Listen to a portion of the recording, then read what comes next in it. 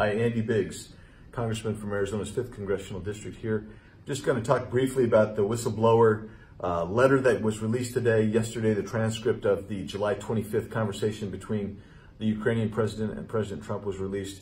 Had a chance to read and review those very thoroughly and talk with others in Congress to get some opinions on it. But what I'll tell you is this.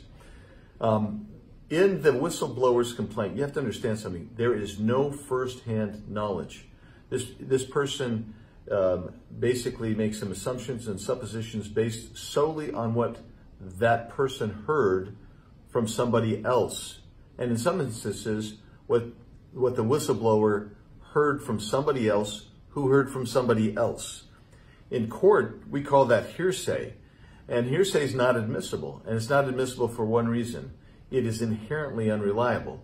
So, for instance, in this particular whistleblower complaint, they make an allegation that on July 25th, President Trump's talking to the president of the Ukraine, and President Trump demands that they provide servers with computer information on it from the Ukraine to the United States. Well, we know that that's not accurate because when you read the transcript of the conversation, there is nothing in there whatsoever that mentions anything about computer servers. And this whistleblower complaint is filled with things like that, where the allegation is made by the whistleblower that President Trump said X, Y, and Z, and the whistleblower heard that from somebody else who heard it from somebody else. And then it turns out when you read the transcript, that information is not in there. That is the big, huge problem here, but it is only compounded by the Democrats' immediate declaration that this warrants impeachment of the President of the United States. Think of that.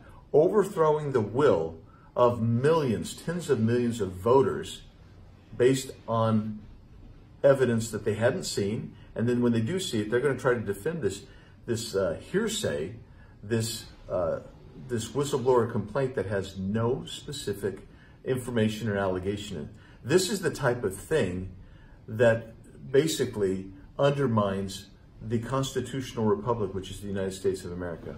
I'm very confident as we go through this and we go through this process that the people like Adam Schiff, who said there was collusion between the Trump campaign and the Russians in the 2016 election, I'm very confident that when he said there was evidence of that, Mr. Schiff was proven to be wrong by Mr. Mueller and others on that investigation, that the American public is going to understand that Mr. Schiff and the Democrats have once again gone forward, charging over a cliff with no evidence, but with one thing, a hatred and visceral dislike of this president so great that they're willing to do anything and say anything to try to remove him from office.